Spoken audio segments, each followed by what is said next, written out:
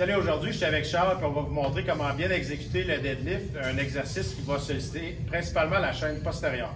Donc on va commencer par placer les pieds parallèles largeur du bassin et puis on va mettre les mains un petit peu plus larges que les épaules.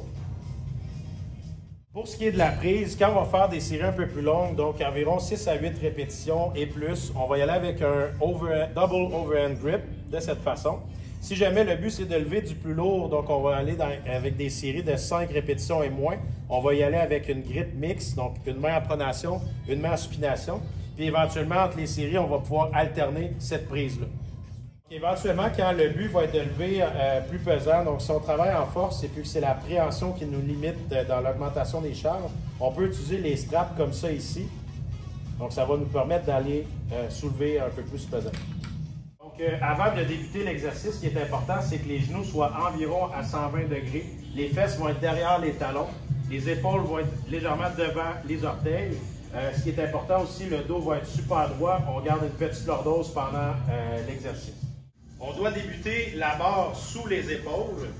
Le regard va être en 45 degrés vers l'avant. Ce qui est important, c'est de bien sentir l'étirement au niveau des ischio-jambiers.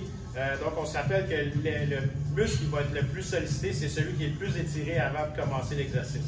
Donc, si j'ai le genou trop fléchi de cette façon, je vais aller solliciter plus le quadriceps. Le but ici est de travailler la chaîne poste. Donc, on va lever le bassin et sentir l'étirement des ischio-jambiers. On doit faire un abaissement et une rétraction des omoplates.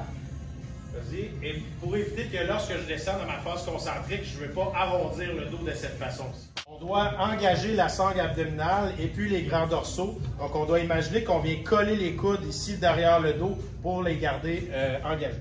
Très important, lorsqu'on fait le mouvement, on ne veut pas donner de coups secs pour éviter de se blesser. Donc on commence par soulever légèrement la barre pour enlever le slack. Et puis ensuite, quand les muscles sont engagés, là on soulève au complet jusqu'en haut. On va terminer le mouvement, le corps bien droit, en expirant. C'est important qu'il n'y ait pas de flexion au niveau des coudes, ni qu'on soulève les épaules de cette façon. Excellent.